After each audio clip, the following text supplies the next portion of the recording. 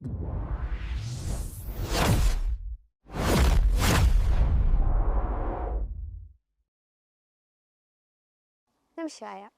Welcome to our podcast Tarang, where every voice creates a wave.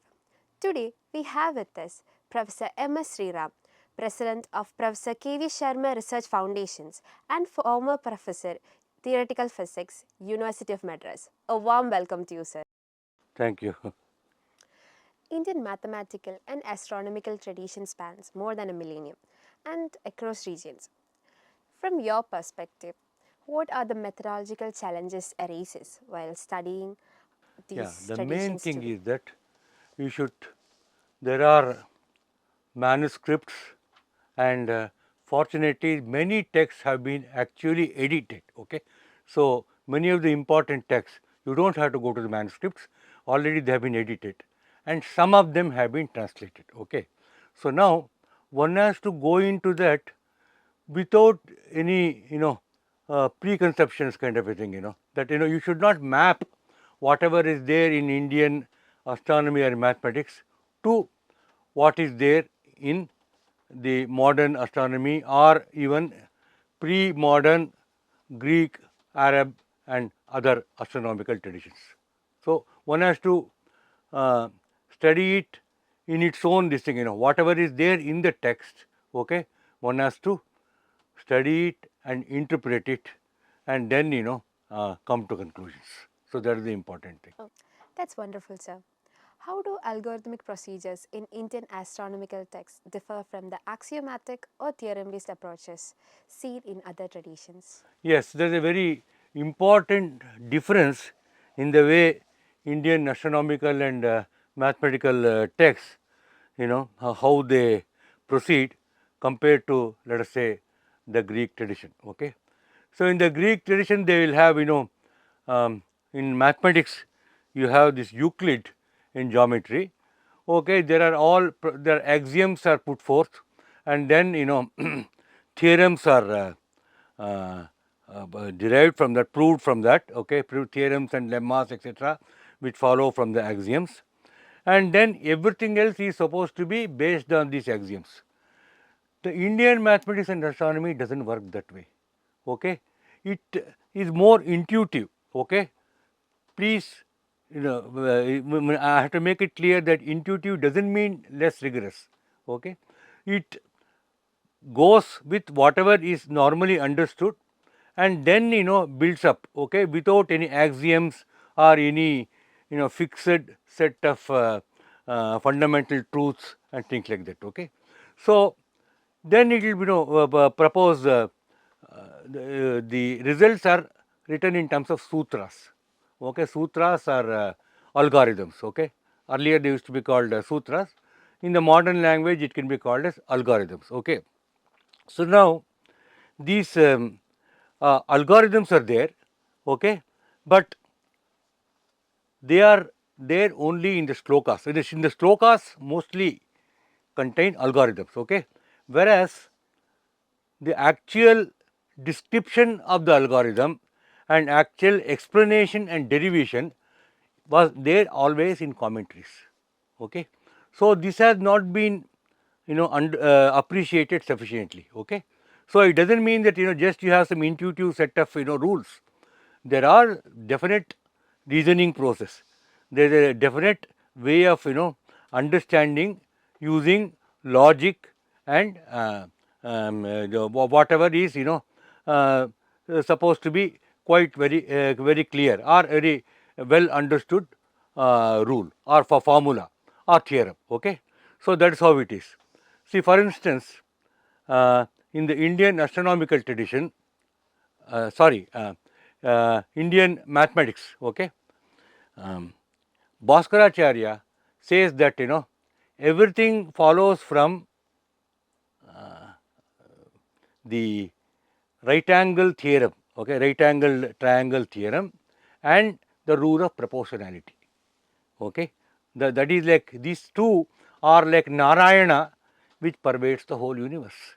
Okay, so as indeed in many of the geometrical results and also applications in astronomy, they follow from this this theorem of the right angle, the so called Pythagoras theorem, which would actually be called Bauddhayana theorem, okay, and the rule of proportionality. So, they construct various results. So, that is a very important. Bhaskara himself does it in mathematics, and in astronomy he goes into very complicated algorithms are constructed using these things, okay. So, in the shlokas he will just give the results, okay, and so anybody who wants to calculate can proceed with that, understand it and proceed. But in the what is known as Vasana Bhashya or the commentary, which he has written himself for his Siddhanta Shiromani, there is a detailed explanation of that, why, what kind of diagram has to be drawn to understand this algorithm. Okay, first he will describe it, okay, called Vasana. He will describe it because in shloka it is necessarily has to be brief, okay. It has to be following certain laws of meter, chandas and so on, okay, and it has to come in 2 lines or 4 lines, so like that. Whereas in the prose, that will be in poetry kind of a thing or verse. Whereas in the Vasana, it is a description. You see, in at length it will be description in prose. So, it will be sufficiently clear what it means, okay, what is the understanding of that. Next comes Upapatti. Upapatti is proof or demonstration, okay. So, there after having understood it in the Vasana, now when he starts deriving these things, okay. And most of the time it is completely rigorous, it is completely correct, okay. His algorithms, he will prove it correctly. Occasionally there will be some slight approximations, because he will say that use the law of proportionality to do this, okay. Sometimes it may be less rigorous, but most of the time his thing is absolutely correct and it will correspond to the modern result absolutely. What responsibilities do modern scholars have when editing, translating, or interpreting technical manuscripts for contemporary audience? Yeah, so they have got a huge amount of responsibility. See that they first of all they have to understand the old you know astronomer or mathematician in the way he has done it, okay, not the way we understand it, okay. So, what would it have? First, you translate the shloka. Okay, first you translate the shloka. Okay, so as accurately as possible, and then you have to you many people will ask how does it correspond to some modern result, okay.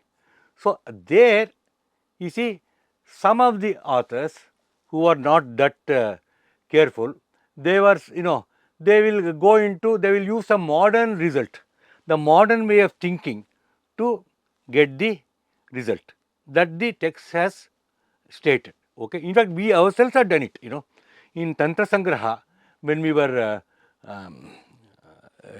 translation was done by, sorry, edition was done by Professor K.V. Sharma and Suranad Kunjan Pillai and others. We provided the explanation, translation we did, the edition was done by them, translation was done by myself and Professor Ram Subramaniam, and then explanations.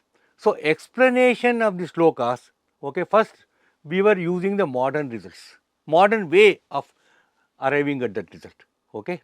But then later we discovered that because at that time we had not looked into the text called Yukti Bhasha, which is also very very popular and very considered as very important. So, in Yukti Bhasha many of these things are done in the Indian way, the Kerala way, okay. So, that was what one has to So, at that time we did not realize fully, later we realized and then made some changes so that Yukti Bhasha method comes into the fore, but actually we had already completed the thing. So, the modern explanations are there, okay. So, that should be avoided as much as possible, okay. Now, the latest work I had done is on Bhaskaracharya's Siddhanta Shiromani, the planetary computation Siddhanta Shiromani. Myself and my collaborators were Sita Sundaram and Venkateshwar Pai. So, there we had the advantage that Bhaskara's explanation is there, commentary is there. So, we went through it completely in detail about the Vasana, okay. We understood it and based our explanations based on the Vasana. You see, our writing of the explanations was based on the Bhaskara's own commentary. So now we have the understanding of Bhaskara. You see, not a modern scientist understanding. Bhaskara's understanding is what we have written. Certain things, you see, Bhaskara, for instance, the manuscripts don't have diagrams. They have much, diagrams came later, after 15th, 16th century. But Bhaskara has described, these proofs or demonstration in such great detail that it is very clear. He says that, draw this circle, then draw other circle tilted to this, and then draw this, small circle, draw this perpendicular. So all these things, for a person trained in the Indian astronomical mathematical tradition, one will understand. So mostly we have completely understood what Bhaskara said, and Bhaskara's method has been recorded in our explanatory notes. So that many people have not done. So this is what one should try to do. What exactly that, especially the Indian scholars and also many Western scholars, they also, always they are, this thing, oh, you are deriving your result, so you have put your modern scientific thought. What exactly did he say? Because they are, interested in how the scientific ideas developed at that time in 12th century for Bhaskara, in 14th century for Madhava, in 15th, 16th century for Nilakanta Somayaji. See, so they are interested in knowing how they, thought. So that should come. The person who was working in that, they should, represent Bhaskara or Madhava or Nilakanta Somayaji, and your this thing will be only to write it in modern language, okay? Because if you write in their language, you will not understand. You will not understand modern notation.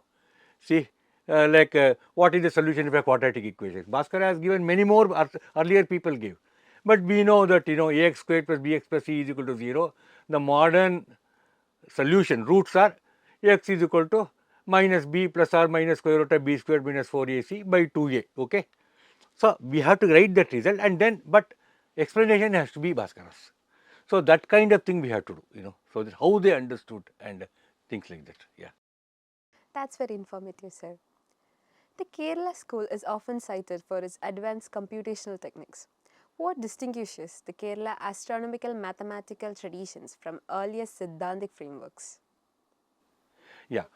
First of all, I should make it clear that Kerala tradition is a continuation of the Indian tradition, okay?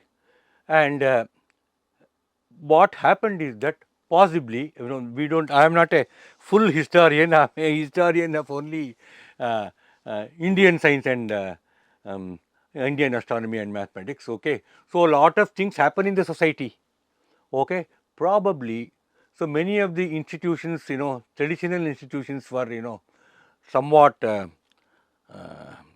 attacked in not in with forms, they were thoroughly discouraged, or they didn't function properly after many invasions in the country, okay. Kerala was spared that for quite some time, okay, from 14th 15th century and all that. Kerala, I think it was somewhat isolated, because of the geography of Kerala, it was isolated, so they could go further, okay. Whatever was there, earlier it was thought that Bhaskara is the ultimate.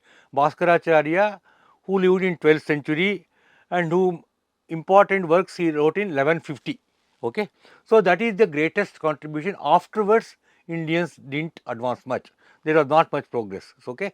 So this was not true, so that many scholars have worked on that. Professor K.V. Sharma, Professor Krupa Shankar Shukla, and all these people have, done a lot, the Datta and Singh. So these people worked to show that that is not true, but other advances were also there. Okay. So now, so this is the Kerala had unique tradition that, so now people know that this uh, infinite series, okay, in were developed in Kerala, okay, first time in the history of mathematics, okay, that is circumference by diameter, okay, is called pi.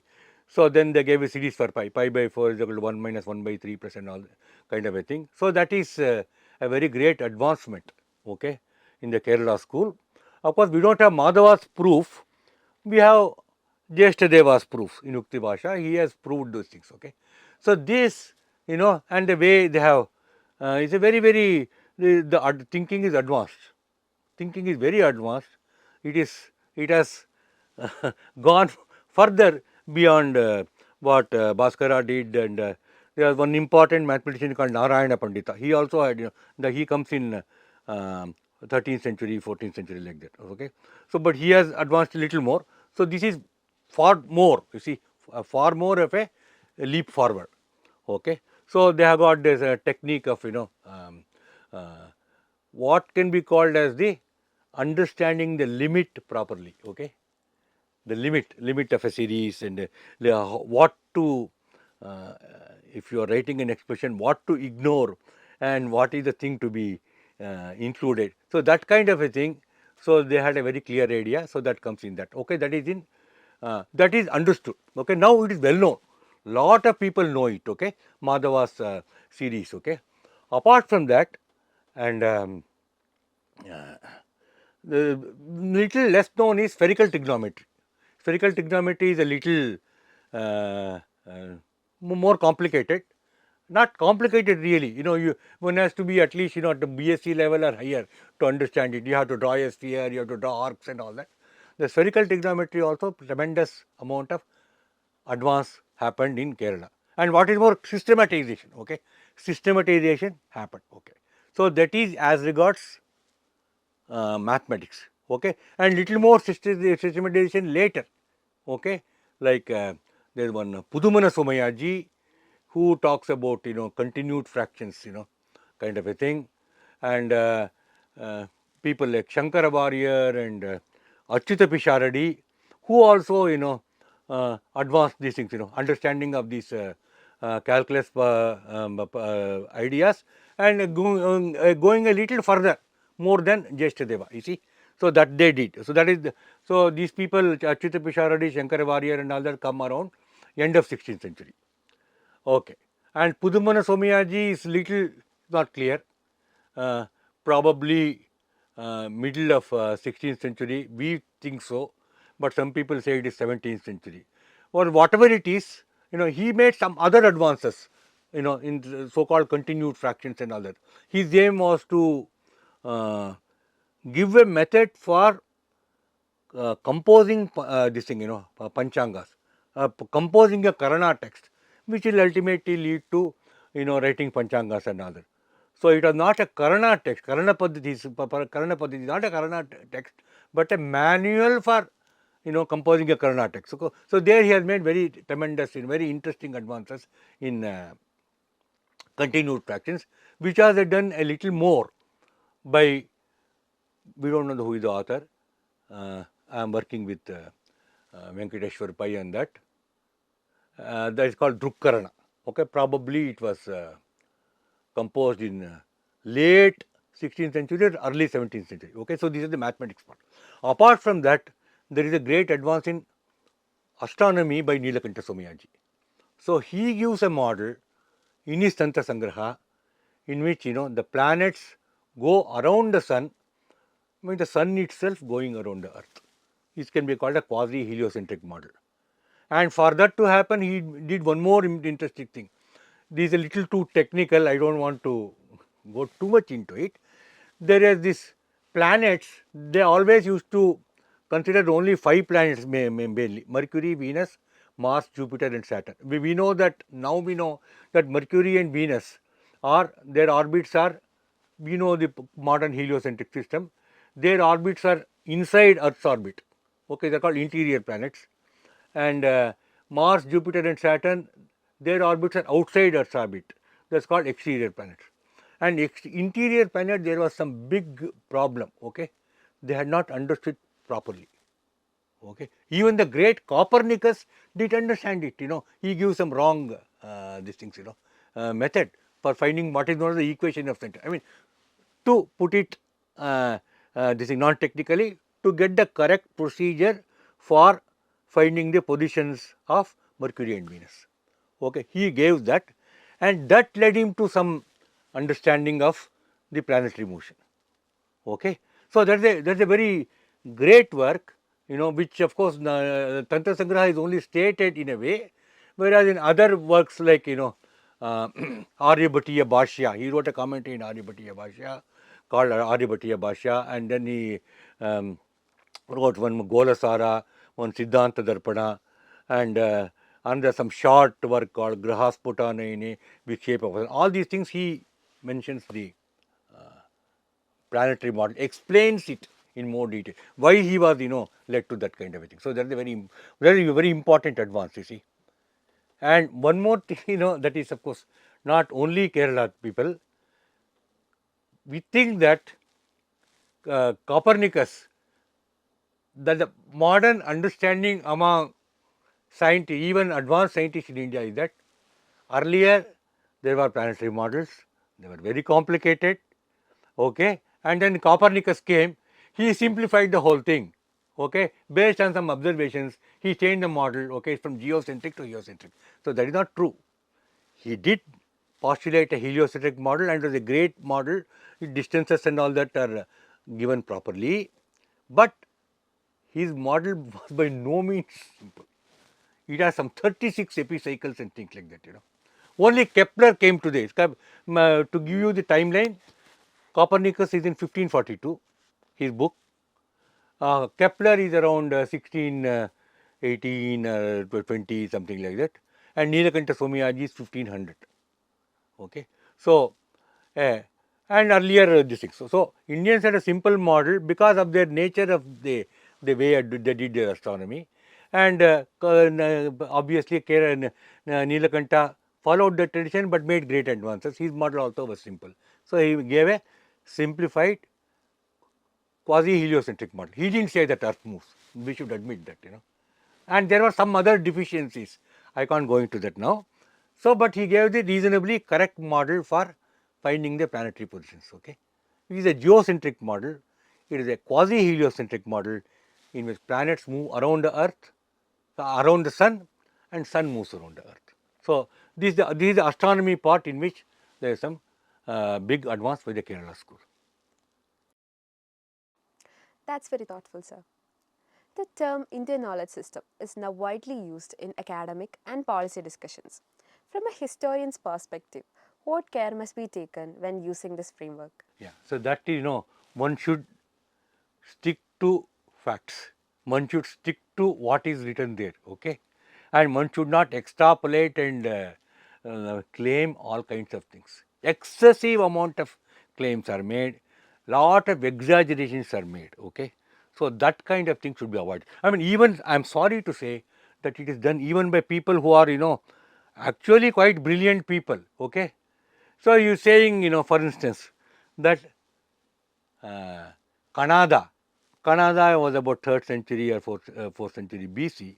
Okay, he wrote a big work. He is the father of Indian atomic theory. Okay, so he is called Vaisheshika Sutra. Okay, Kanada Sutras. Okay, so to say that the laws of motion, that Newton had, was already there in Canada, that is very wrong. Absolutely, a lot of people say that, and lot of people believe it. And everybody is talking about it. So that is not correct. Okay. He made some very good, for his time, he was very advanced in understanding mechanics. He had some idea of inertia, he had some idea of impetus, but he didn't have the laws of motion. Laws of Newton's second law is F is equal to ma, force is equal to mass into acceleration. He didn't talk of force, he didn't talk of acceleration. So that kind of thing must be avoided. Another important thing is that like atomic theory, we should be impressed. Okay, and it is a great advancement by Canada that he gave some kind of an atomic theory. But it is a qualitative thing, it is not, it doesn't compare with the modern atomic theory, Dalton's atomic theory and all that, See there, you say how much of oxygen and how much of hydrogen combined to make water, or any other compound, how many of each element, how much, what proportions of these things are there to make a compound, this thing and all that, very precise laws are there. That kind of thing was not in Indian atomic theory. Okay, they were very philosophical thoughts and they were very advanced thoughts, And in fact, amazing to say that Kanada's talk of space also has some kind of a matter, see, which comes only in Einstein's theory. But to say that that is one philosophical thought, but to say that he had some inkling of Einstein theory, that is wrong. And many people say, oh, Bhaskaracharya knew about gravitation law. That's not true. Gravitation, people know, I mean, people had understood, anybody who has some little bit of common sense and power of observation knows that things fall to the earth. Okay, if something is let loose, it will fall to the earth. Okay, and he also said that attractive nature of earth. Okay, earth attracts this thing and all that. But that is not the same thing as the universal gravitation law, which says that the two masses m1 and m2, the force between them is g m1 m2 by r squared, where r is the distance. Newton stated it and he used it to analyze moon's motion and so on. You see, so that kind of exaggerations, huge amount of exaggerations are there, and Vimana Shastra was there. Okay, they knew how to construct aircraft which will go forward, which will go sideways, it will go backward and all that. But those things are I don't think is correct at all. There may be something in that Vimana Shastra, I don't know, I have not studied it. But to claim all kinds of things like that, you see, so that is not correct. So in general, I will say that whatever is there in modern science, you should not think that, oh, this modern science it is there, we should look for it in Indian Indian text, okay, ancient Indian text. That we should avoid. Okay, we should see whatever is there and try to be. In fact, after all, I am one of the people who always talks positively about Indian tradition, Indian knowledge system. But it doesn't mean that you exaggerate and make exaggerated claims. So that is the and nowadays all kinds of things are happening. People are claiming all kinds of things. So that has to be avoided and see what is there in that this thing, and don't just understand it with the knowledge of your modern science. You understand it and how he would have, or he that composer of the text, how he would have come to that conclusion. So if you study it, you will know how this thing and what exactly he meant and what were his limitations. See, so that we should know. So this kind of a exaggerated thing should be avoided. Yes. And of course, I talk only astronomy, in Ayurveda and all that, we know that how effective it is and all that. You see, whatever is there, we should bring forth. But whatever is not there, you should say Ayurveda, it has a cure for everything and all that. You see, that is one should investigate what is there and what are the procedures and things like that. And certainly there may be lot more things to be understood, in Ayurveda, because the study of it has been neglected. So that thing must be there, but you should always don't try to find parallels with modern science, modern technology, modern engineering, and modern medicine. So that is my.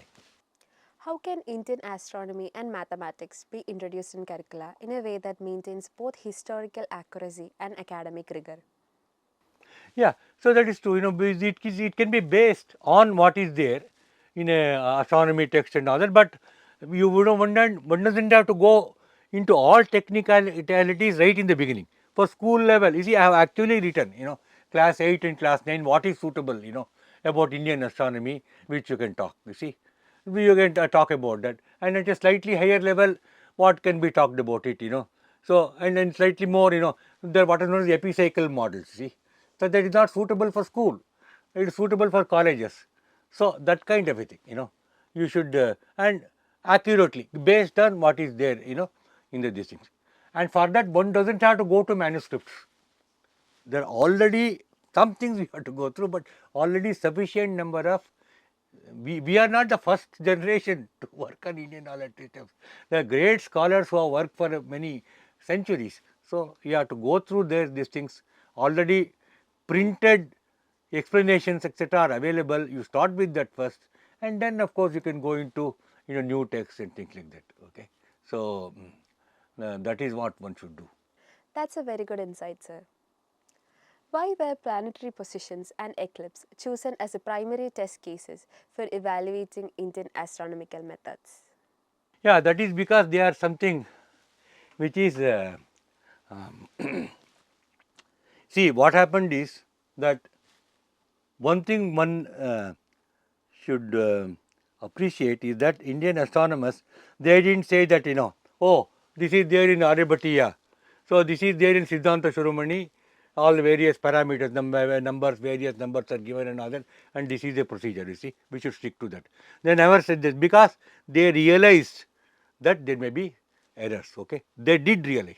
And even Nilakanta Somayaji in his Jyotirmimamsa, he says, that there could be, because of various reasons, the things can change, okay, and parameters can change and all that, okay. So, you have to revise it, parameters and all that constantly, okay. So, and how do you test those things? Testing, especially for the planetary positions only, is where you can test it actually, test the parameters, okay. So, eclipse especially, eclipse, you can sun and moon, this thing the parameters, they have a very critical test. In lunar eclipse it is simpler, solar eclipse is more complicated and involves all kinds of procedures and numbers. So, you can test those numbers, okay. So, that is the in for observations and things like that. That is what Parameshwara says, that he observed eclipses for 55 years and so on, and then reformulated this theory. So, one has to, for the accuracy, one has to, this thing, observations and accuracy are related that way, and planetary conjunctions and all that, So, that also depends upon the planetary parameters. So, which can be by using these observations, one can come to correct parameters. Yeah, that's the thing. And with that, we have reached the end of today's episode. Thank you, sir, for joining us and sharing your valuable insights. Vishwa. Thank you very much for asking the correct kind of questions. Okay, that so that I could explain whatever I have in mind about Indian mathematics and astronomy. Mostly, whatever ideas I have, I think that came out because of the correct questions, kind of questions they were asked. So, thank you very much and your team for this.